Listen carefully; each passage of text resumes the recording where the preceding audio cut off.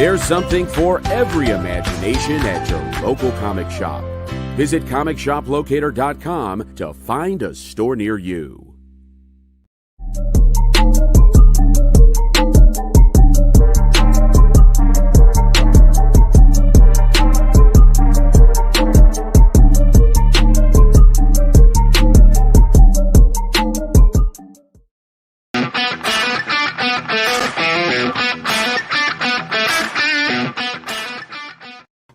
Hi, everybody, and welcome to The Experience. I'm Miss Jen, talk to you from the storefront of Space Cadets Collection. It's crazy busy today, which is awesome. I love having so many people in here looking for comics and other cool stuff.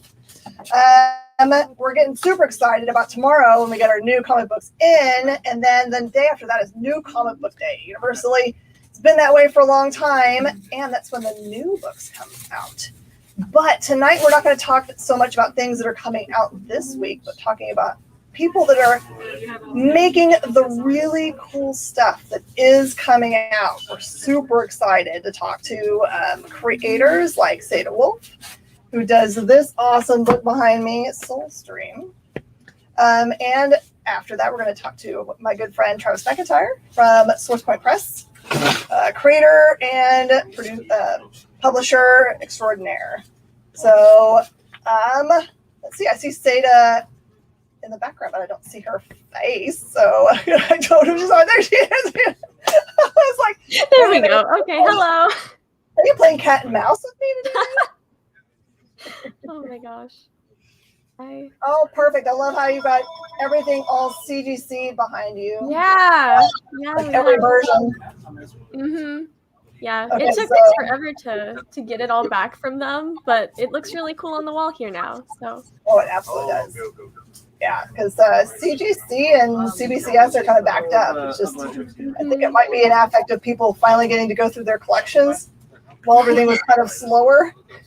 Yeah. And all deciding, yes, we must grade them all. Yep. Yeah. Yep. So, I'm glad we got them all because they're pretty cool. Question.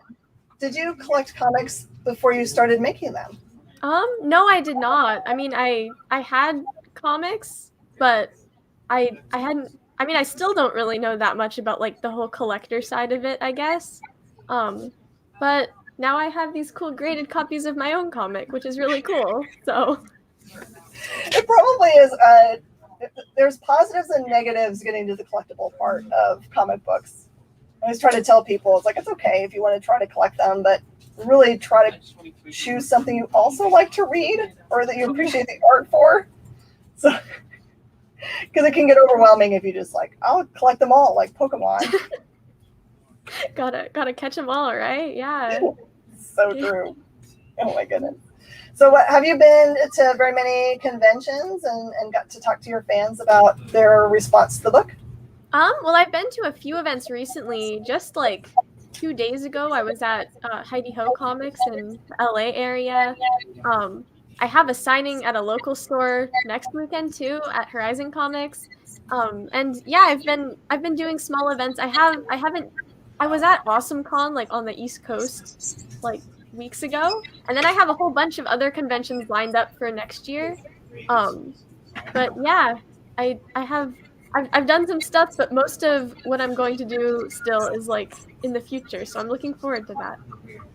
So I'm guessing since you've been to a lot of local comic shops and supporting them, you've probably had a better, more intimate experience with your customer base, your fans, because conventions kind of are a little bit overwhelming if it's your first interaction with them because there's so much going on in the background, costumes walking by and making announcements over the loudspeaker and things.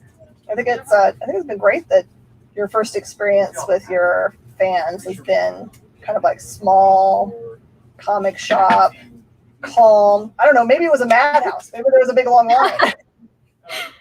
I know we had I was at it was like a free comic book day event at Comics Factory in Pasadena.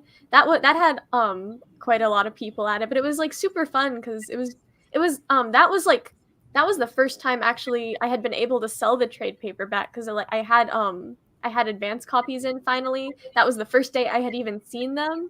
So that was really exciting because I was able to sell the trade paperback to like a lot of different people, and that was really fun. So did you have any input about like any of the design of the trade paperback, how it was laid out, that kind of thing? Yeah, well, I mean, I designed the cover, and I designed the cover. I designed like the stuff on the back. They helped with like putting the barcode and stuff because I don't know how to That's the boring part anyway. But yeah, and like I like a lot of like the interior of the book too it was a great process, like getting the whole like just getting the trade paperback ready.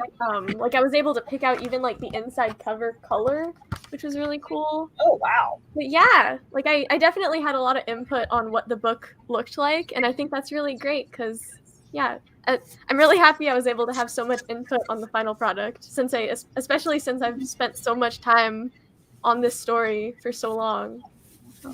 Probably no one better than you to know what feels right for it in that form. Yeah, it's really exciting. It's great. So did you include like a page that tells all about your long history in comic books? Oh yeah, well there's an about the author page at the end. It's got like it's got like a nice little picture of me there. Oh, it's perfect. Little bio. So that's adorable. Yeah. I love that picture of you. Oh, by the way, I found that one online too. It was like one. It looks so fancy. Yeah, thank you. Yeah, that was one of my senior photos. So it's pretty cool. I've just been able to like use senior photos as author photos because like they're nice pictures, right? So yeah, I use them for lots of different things. So does anyone at school recognize you as being a comic book creator as opposed to just like that person I've known since 6th grade? Well, since I graduated like last May. So like, but I mean, my school was pretty small, so I don't think I had people coming up to me like, oh wow, you made, like, it was mostly me going up to people and saying, hey, look at this cool comic I made. Isn't this cool? Look at what I did.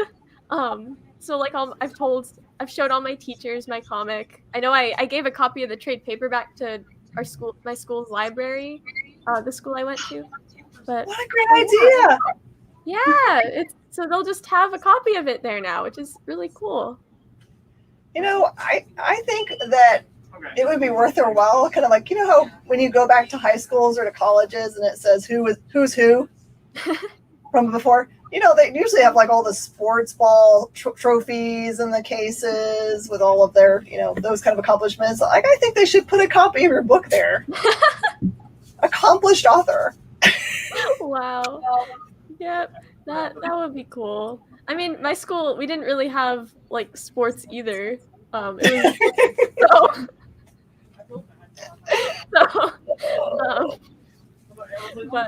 yeah. Oh, you're getting some mad props right now from Jay.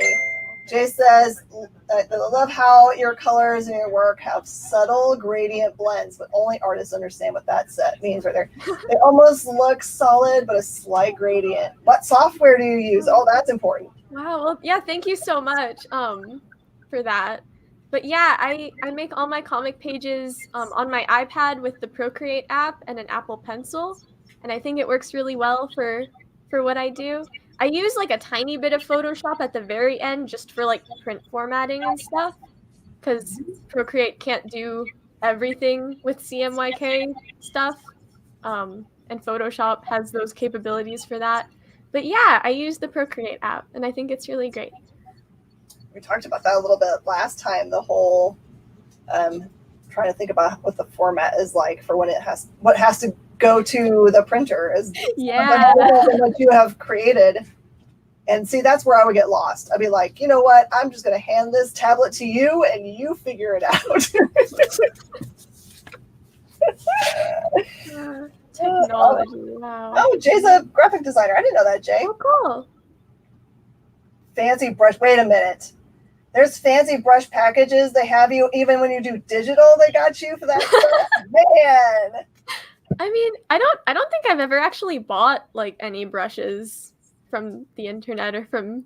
I mostly just kind of like I have like this line art brush that I just kind of made myself that I use for pretty much everything.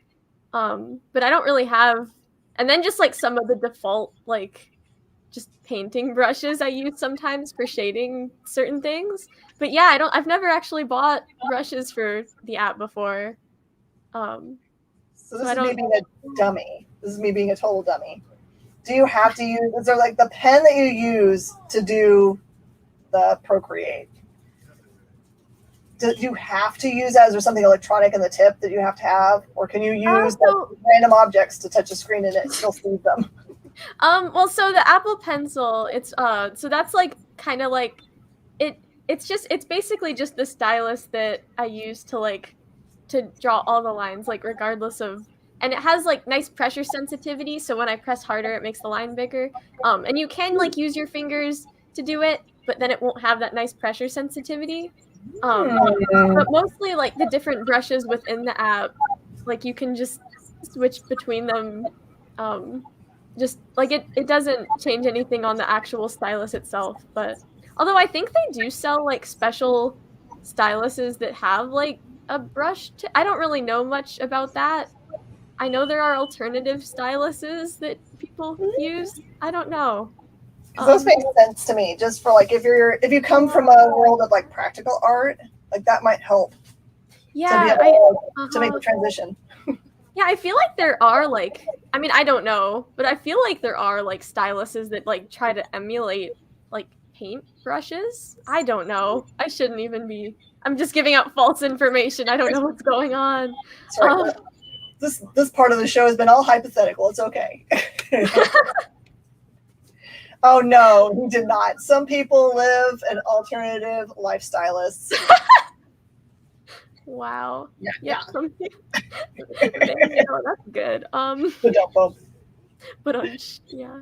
Oh my word. So you say next year is when you're going to get to finally go and do some larger conventions. Which ones? Yeah, I have like a list. Let's see. So I have well, I'm going to be at the Bakersfield Comic-Con, which is pretty local to me. I'm going to be at the LA Comic-Con at the Scout Comics table, I believe. That's awesome. Yeah, it was cool because that's what I did for AwesomeCon too, was like they had a table specifically for the all ages imprint that Soulstream is part of. So I went to that table and I was there. That was really fun. But yeah, and then I have Comic-Con Revolution in Ontario, and then WonderCon, and I think and then of course I have like a signing next weekend at Horizon Comics, and that's going to be really fun. But yeah, I am looking forward to all of that because I'm gonna get to show people my book that I worked so hard on, and that's always good. Absolutely. Have you you were talking about sitting at a table that was for the Scoot imprint. Have you got to sit with any other creators yet? Well, at the Scoot table, Richard Rivera was there. He's like he makes Stabbity Bunny and all that. He's great, but he's also he's in charge of a lot of the Scoot like publishing stuff.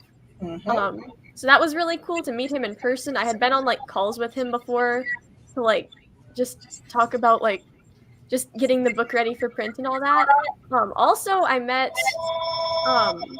I think, so I met Scott Van Dommelen. He's done some great stuff for Scout. He was, like, amazing. That was great meeting him. And then there was, let's see. I met Matt and Steph. They were part of, like, they're a little team called I'm trying to remember. What? Matt Ehrman? I don't know. I'm trying to like look up their last name. They did Long Lost together? What? I think they did Long Lost together. I don't think so. Yeah, I'll try to let's see. I'm pulling it up right now. Hang on.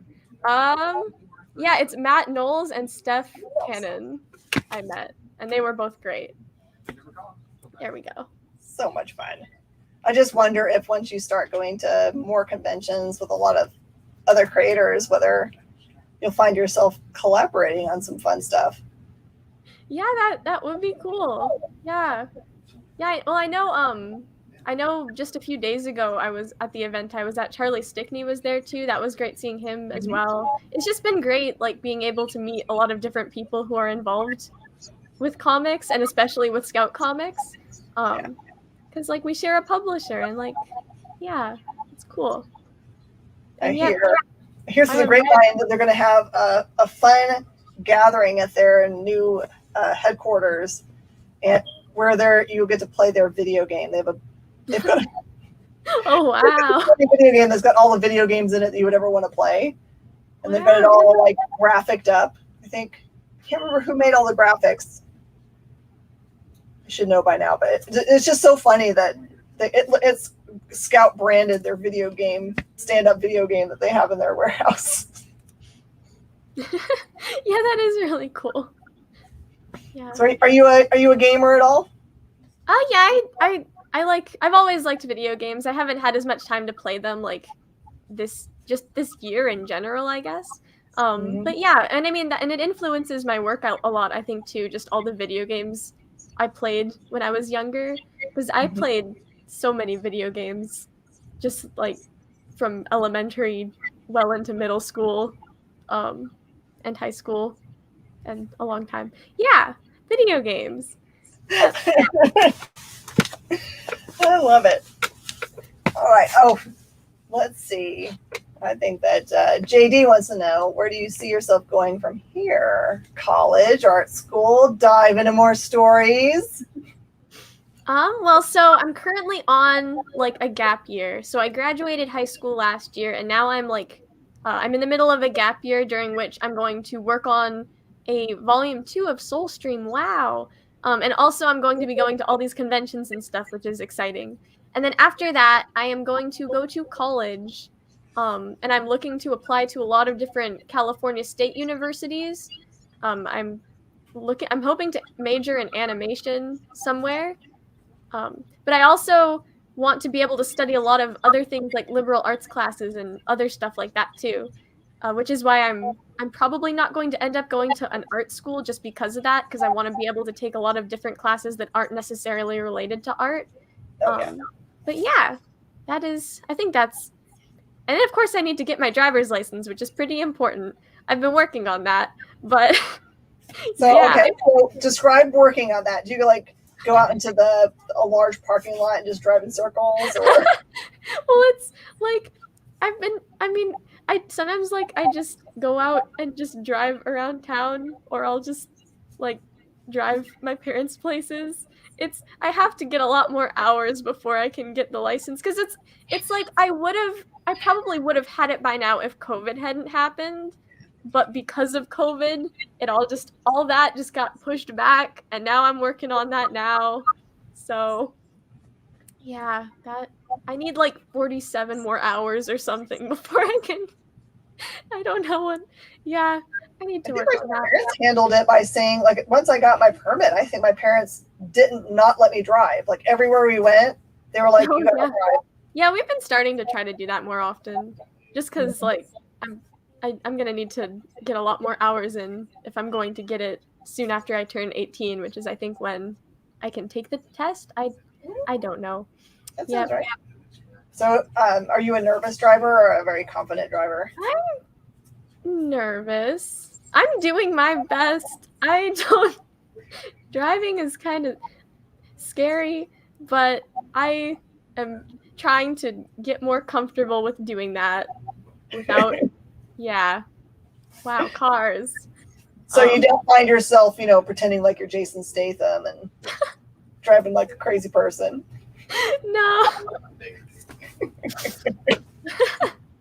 I used to call my mom for a little while when I opened the store when the boys were young and I needed someone to go help pick them up from school. My mom would go pick them up. So I called her my Jason Statham, which is, the boys didn't understand what that reference was at all.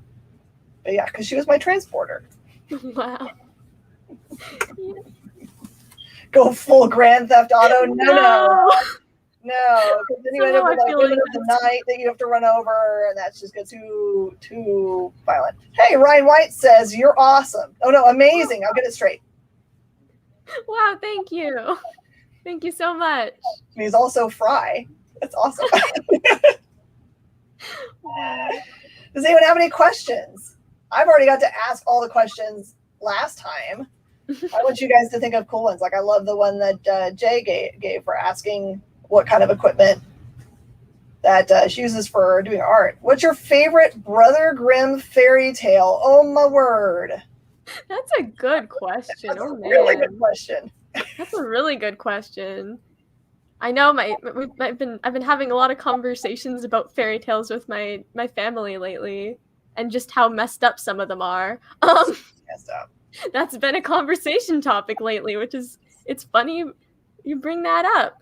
Shoot, I'm trying to think. I know I have like copies of like, I have several different copies of like Grimm's fairy tales. I have like a big book of Hans Christian Andersen fairy tales as well. So I'm trying to think if I have like a specific favorite. I know I've always wanted to adapt a fairy tale into like something else, like a comic or something. I don't know when, just like someday in my life. Probably not anytime soon, but I think or even just like a myth of something, like mythology stuff. I've always loved mythology stuff too.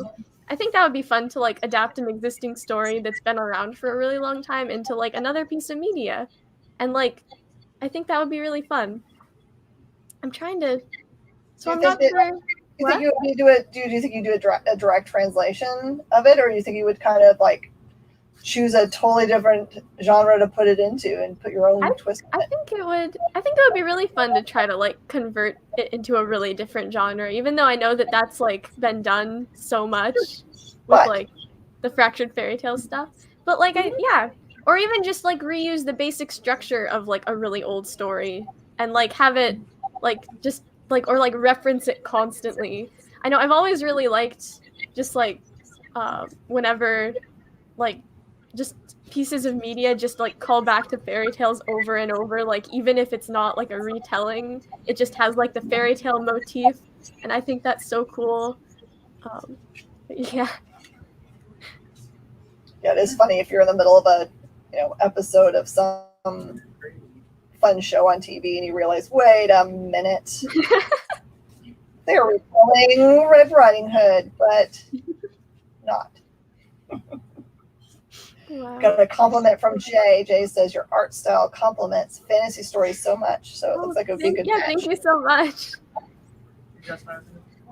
Yeah. Oh, and JD wants to know, what is your favorite episode of Grimm, the TV show? You can't come up with a Grimm. I'm not sure I've ever seen that show. Me either, don't worry. Okay. Oh my gosh. I'm trying to think of some. It's so weird how much darker the Grimm fairy tales really are. Yeah. You see is in our kids' books where they really like soften all of that stuff. Yeah, I know. Like on the car ride back from like the Heidi Ho event that we were at on Saturday, I was just like I was talking with my family about like I just suddenly had remembered like there's just like this one fairy tale about a bunch of army surgeons who just like remove their own organs to prove that they can put them back the next day, and it's like what is this? I was just telling them about it. I was like, this just popped into my brain. It's so like, why is this a thing? That's like pretty messed up. That's really messed up. Fairy tales. No. Oh my word. So, but yeah, I like fairy tales. What is the official release date for the trade paperback? It's like, so it comes out in comic stores on the 22nd, which is like Wednesday, and then it comes out in like bookstores like through Simon and Schuster on I think the 28th. So yeah, that's gonna be really cool. Sweet and gave comic shops a week head start. Love it. Yeah, it's gonna be great. I'm really excited. For that. I am too. I think it's going to definitely be something I think is going to be an evergreen in kids sections. I love Oh yeah, thank you. Yeah, thank you. Yeah, I think it's a really great book, and I mean I might be biased because I made it, but I think it's really great, and I'm really excited for people to be able to read it. I very much more prefer your like, I love what I made and it's really good, to like, I don't know, it's barely tolerable that some people have their opinion of their own work. Like most people that I meet that are creators are like almost ashamed of what they're put out there because they're just so, I think they've lived with it so long that they see all the tiny imperfections that we can't possibly see because we don't know what was supposed to be on the page. We only know what happened on the page, really. Yeah. I know. I always think of Frankenstein when I think about that because it's like when you spend like months creating something and then immediately hate it once it's finished. Like, no, I'm really proud of my book and I think it's really great. You But should. yeah, thank you. Says, how do you get a signed Soulstream #1 exclusive cover? Ooh, that's a question. Are you talking about one of these, like if you like a special cover kind of thing? Oh. I don't know what you mean by exclusive, because I'm sure that there's stores out there with exclusive covers, because there's a difference between variant covers, which are just like a different version than the main #1. And then there's exclusives, and exclusives usually are relegated to like New York Comic Con is the only place you can get this cover, or you can only get this cover at Heidi Ho. So I don't know. You'd have to connect with the person whose exclusive it is and ask them if they can get Saida to autograph it for you.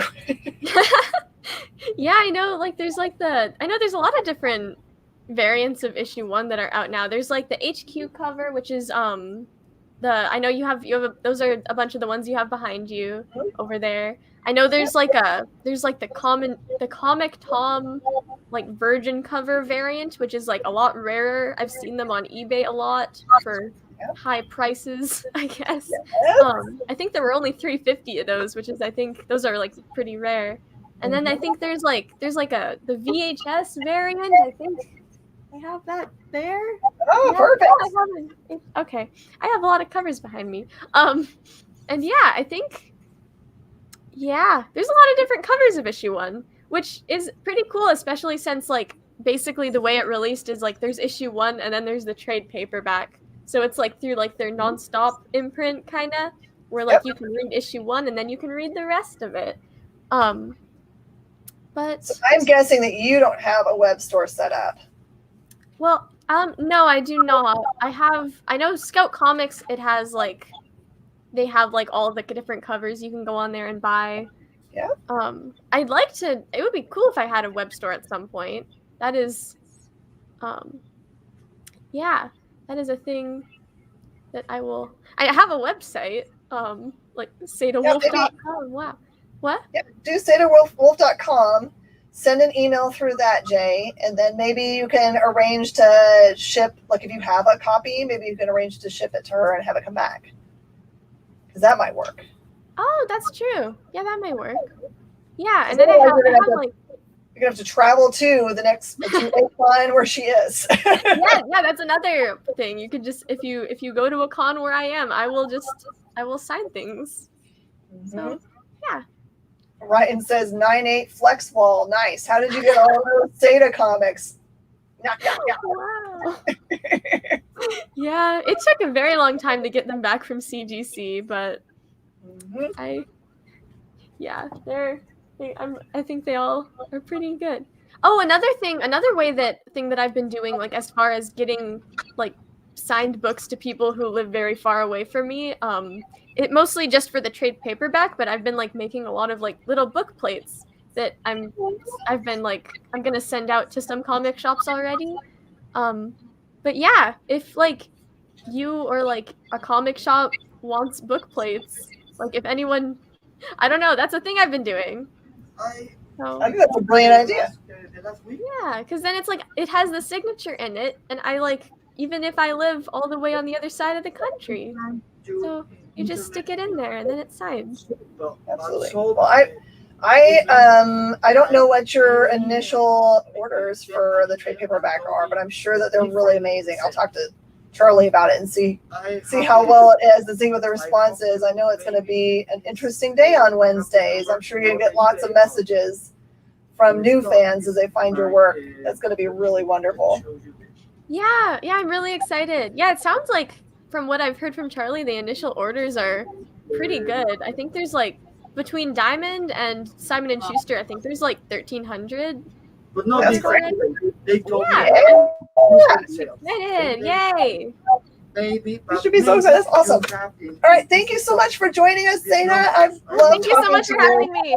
I can't wait for volume 2. We can talk about that when we see you Yeah. next time. Everybody connect with Saida at we've got the web address for you to connect with her there for ease. And don't go anywhere, because coming up next we get to talk to Travis McIntire from SourcePoint Press. We'll see you right after this break.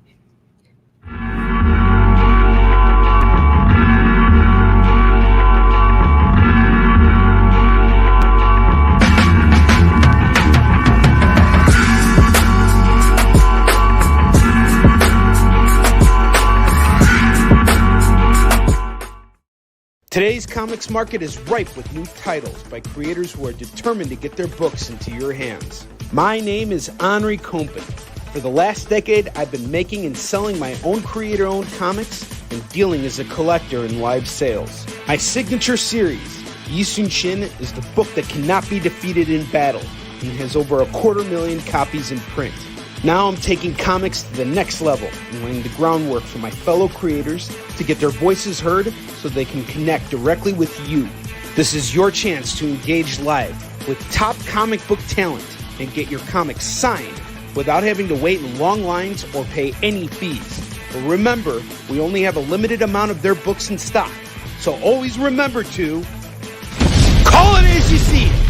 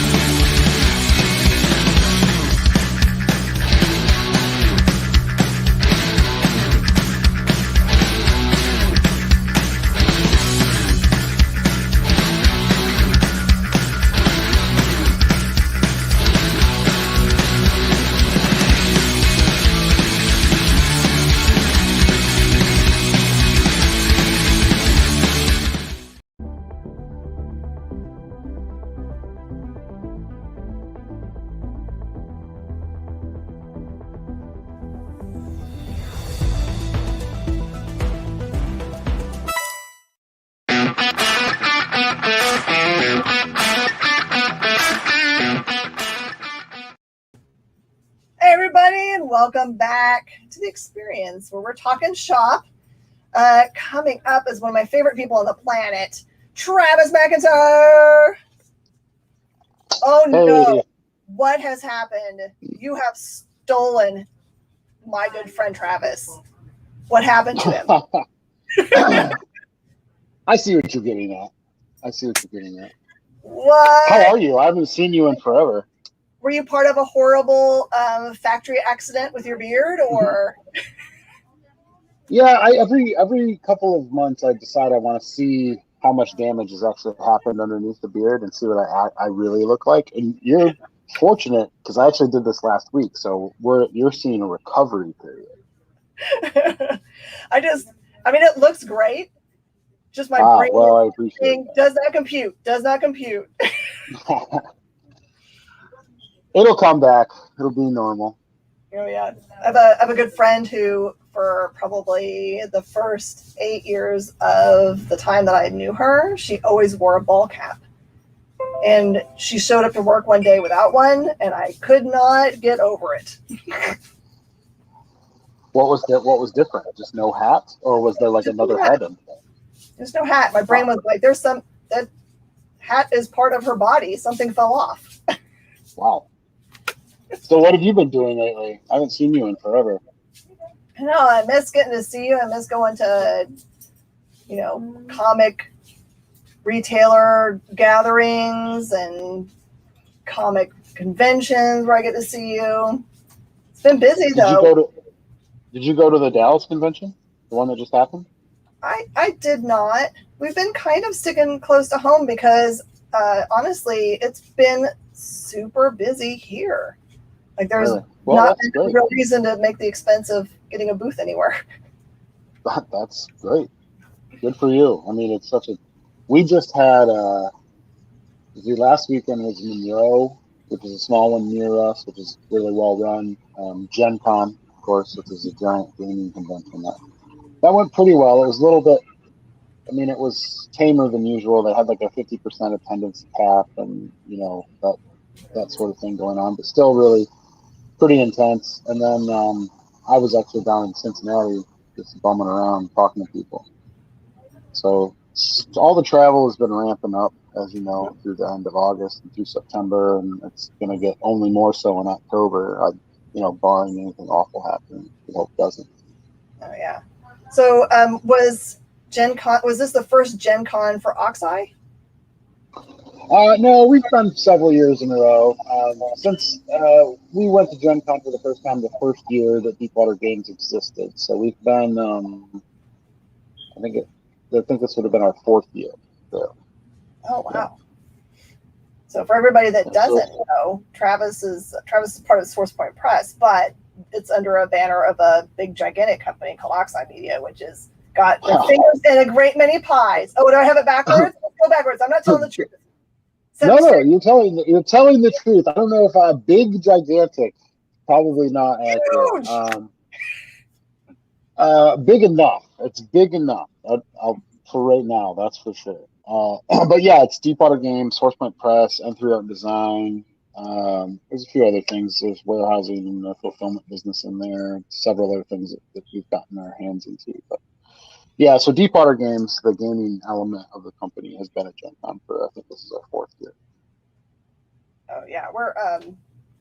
I think that we need to shoot another commercial in your new space because I'm super interested to see what that looks like.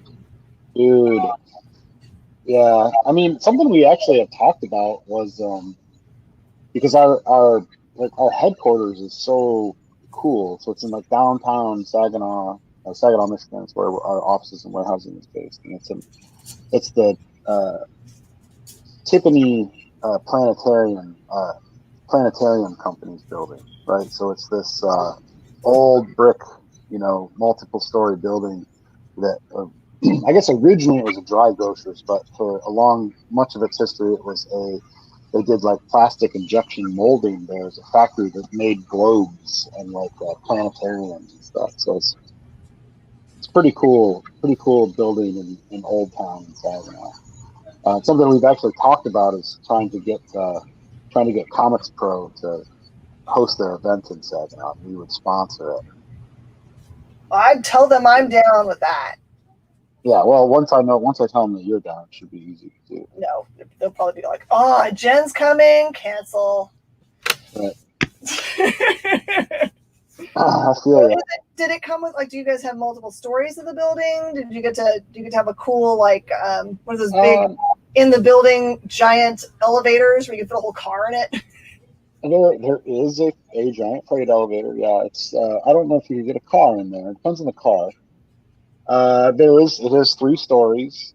The 2-story, it's kind of divided into like a front part, which is like more developed in its offices and such, in conference rooms, and then the back of each floor is all sort of open warehousing space, of which we use the first and second as warehousing, and then we've got like a workshop in there with like 3D printers and toys, and we make dumb shit and things from time to time.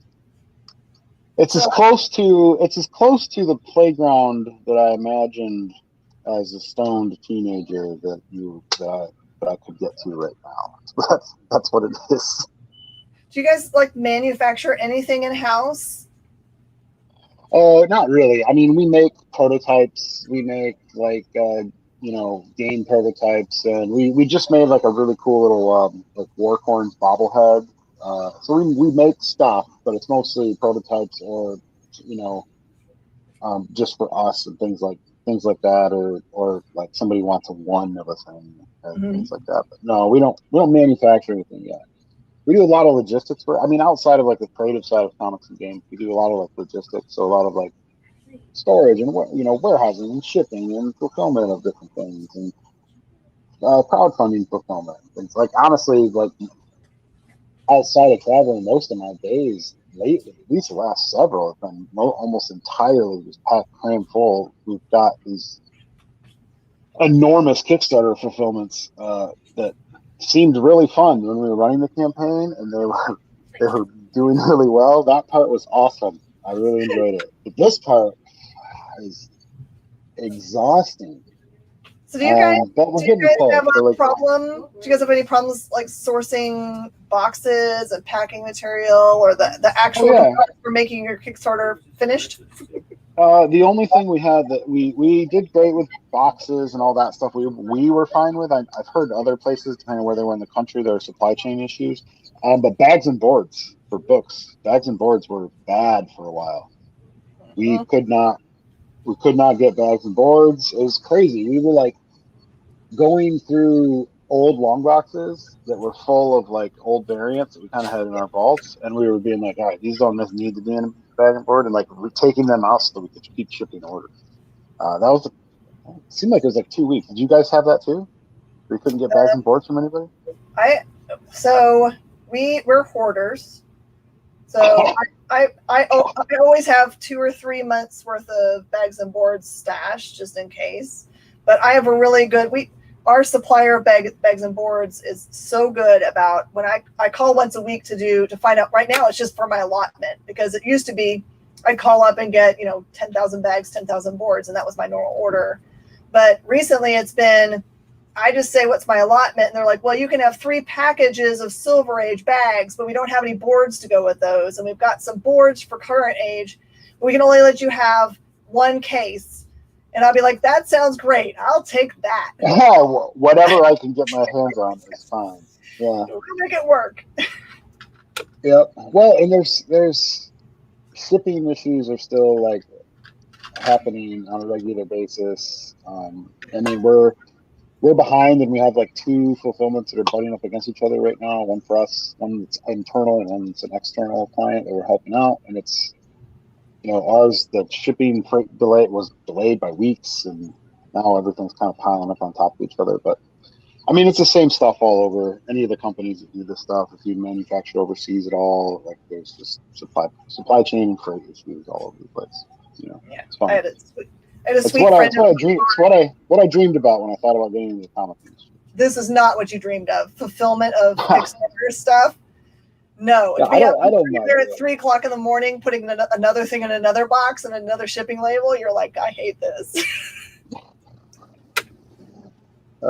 It's great though. It is good, but it's part of the work. So let's talk a little bit about upcoming conventions. Have you guys made a full and final decision about New York? Yeah, we're at New York. We're the badges at New York this year. Yeah, we're pretty big there. I mean, this will be a I mean, this year I feel pretty good about New York. They're doing the required vaccination, and they're doing the masks and all that. And, from what I've heard, they're expecting a pretty good crowd, and pre-sales have been strong, and we've gotten a lot of traction on the things we've been doing in terms of some of the like exclusives that we've released and stuff. So I feel pretty good about New York, and I'm really looking forward to going. And I think it's going to be nice to get back there and kind of, I don't know. So far, we've done a couple of big shows. Gen Con is certainly a big show, but nothing really compares to New York, at least for me. So I'm really looking forward to getting back. Yeah, I think we'll probably see more people in the industry that you hadn't seen in a long time. Oh yeah, you think so? Yeah, I think we need to all just like have one big group hug, honestly, at this point. Yeah, I'll feel you. because there's kind of like something to if you're in the comic book industry behind the scenes, it's kind of like being a police officer. Like there's no one else that truly understands what it's like being in behind the scenes than someone else that's in the ranks with you. 100%. 100%. I mean, the industry, especially for comics, I think, is so, like, at the same time, like, very cutting edge and embracing technology while being, like, very steeped in tradition and, like, unbreakable rules. It's a very interesting industry with its own little quirks and ways that it behaves. Mm-hmm. But it's, it's the best. So for you yourself, in your business, which arm of the business are you most drawn to? What's the most exciting for you? Oof. Well, for a long time, it was definitely like the comics, and I still really enjoy the comics. I really enjoy when the new books show up into our warehouse. I think we get two a month, and all the new books show up. I still really enjoy that part when there's something you can hold in your hand. But right now, the stuff I'm spending, well, and then for a while, when you first start getting like some attention, and you're getting like meetings about like, ooh, let's sign this option or a shopping deal, or we want to do it in pre-production. Like that was super exciting for a long time. I was really into that, and then you get a little jaded with that because, of course, like 99 out of 100 things fall through or don't work out or whatever. This is just the nature of the business. But right now, the thing I'm spending a lot of attention on, outside of like trying to get all hands on deck when this Kickstarter fulfilled, is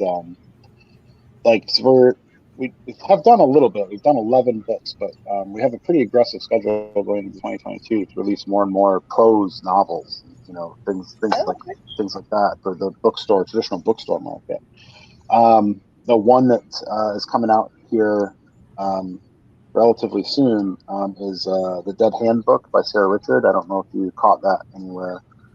But it's absolutely gorgeous, cool. If you like Edward Gorey, like the chapbook type art books he did, it's very much like that. It's sort of like it's a bunch of her drawings that like represent these gravestones in the cemetery, and then little poems that go with them, and they're all sort of interconnect because it's all the same cemetery over like a long period of time.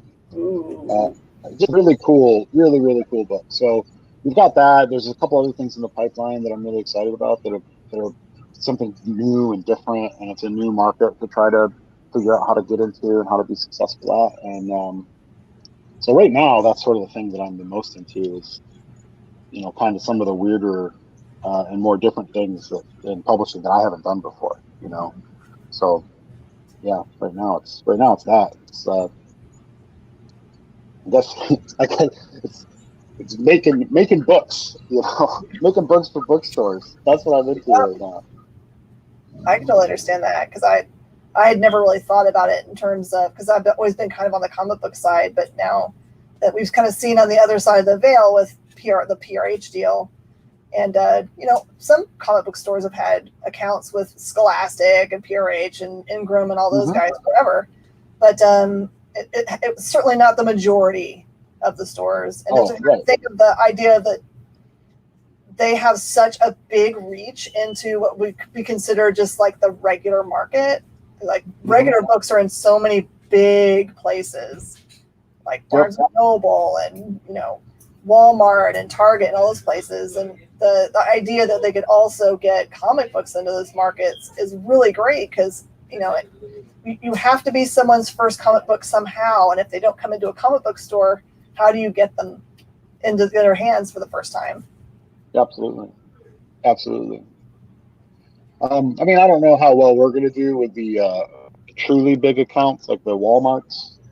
That might be a little bit out of our reach, but we've had some good luck with some of the bigger chains, Books A Million and Barnes and Noble. Certainly we get a decent amount of support from independent bookstores, the same way we've gotten a lot of support from the independent comic book stores. Oh yeah. So with all of with all the things that you're having to balance right now, have you had any chance to get to be creative? Have you gotten to do any writing? Me? Oh, geez. Well, I wrote the Gloomhaven one shot that came out for Free Comic Book Day. This pretty one. Here. Oh yeah, that's I wrote that. That did pretty well. I didn't get too much hate about it. People seem to like it, and so I don't know.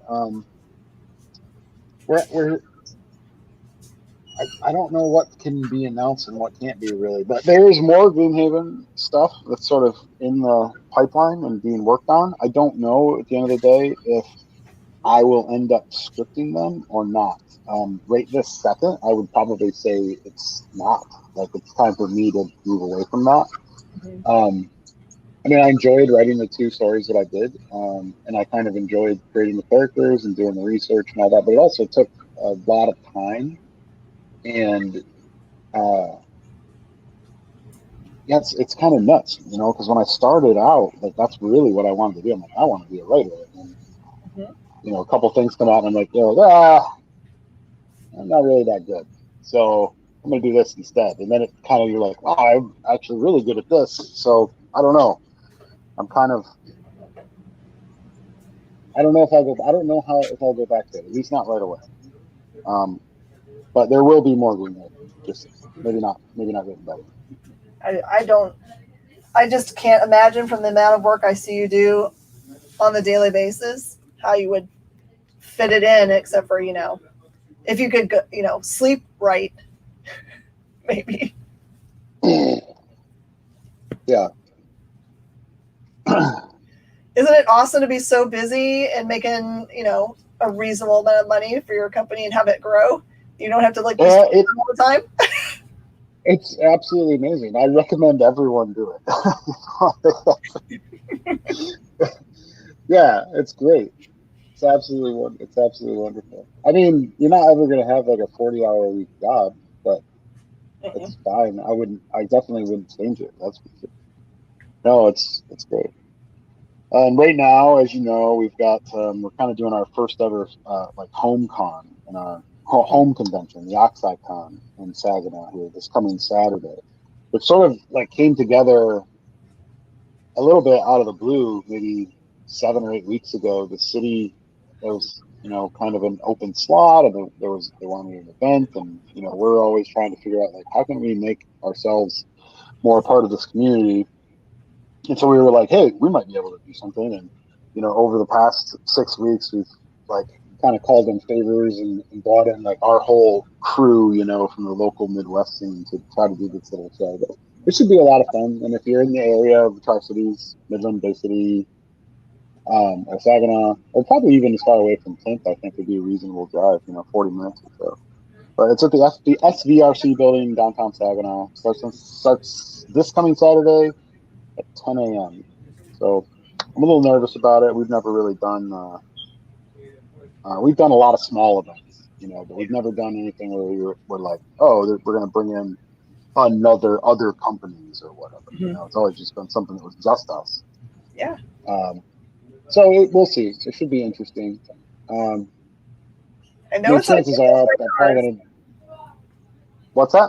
I know it's on people's radars because I have had one of my customers that's just like a live customer of mine already messaged me and say, are you going to be at the event? And I was like, what? Oh, man. It's just a little bit far to drive. Yeah, if I thought there was any chance of you driving up here for it, I would have invited you. But originally, I was going to do the Dallas show this last weekend. Oh man, then I would have totally come. That would have been different. Well, it was a while back, and with Gen Con and the traveling I had to do, and there was just I didn't have anybody that could go. It ended up being because when we do those shows like that, we do a big space usually, 400 square feet or some kind of big thing. Nice. Yeah. I gotta have a certain number of people, and I couldn't get enough people there. So you guys have really cool designs. Oh, thank you. You can. Have you ever met Devin? Probably not. I don't think so. Yeah, he's he's like my assistant. He's like my executive assistant. I've seen you make fun of him on the dailies. Yep. Yeah, that's pretty accurate. Anyway, he does a lot of our putting together of our booths. I mean, Josh Warner does the designs and stuff, but Devin does a lot of the putting together aspect of it because he's very tall and can carry a lot of things at once. All right, let's talk about buying a clothing company, sir. What in the world?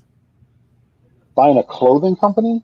Yeah. How do you take over a clothing company? Because that's awesome. Did I take over a clothing company?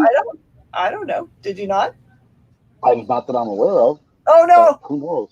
I'm thinking about something else. My brain is completely stopped. That's funny.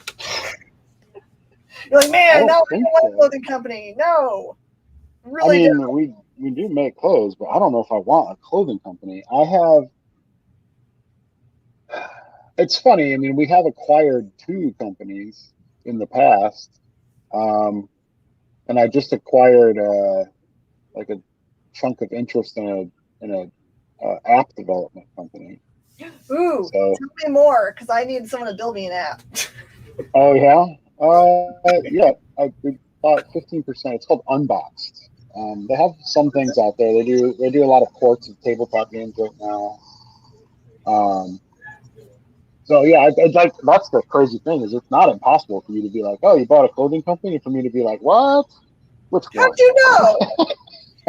How did that know? Why didn't I know? That's the thing. That it's possible. Like, I don't know. Does any of them make clothes? I have no idea. I mean, why not? Then you can just make them in house. Am I supposed to be paying attention to this somehow? No. So what are the books that you're the most excited about coming out soon? Ooh. That's tough. It's like, which one of my children do I like the best? Mm-hmm. And that definitely is good. I think that the one that I personally am looking forward to the most is it's called Tall Tales of Midgard. And this is bad because he's got a very long Scandinavian name, and I'm not going to say it right. But his first name's Bjorn, right. And it was released over there as these like oversized hardcovers, and we're releasing them here also as hardcovers, and they're absolutely gorgeous. There's 5 volumes, like each volume is sort of slim. We're doing it in 3 volumes, so the books will be a little bit bigger and a little bit more like, library edition type sizes. But Tall Tales of Midgard, the first one, I think goes into previews for next month. I could be wrong though.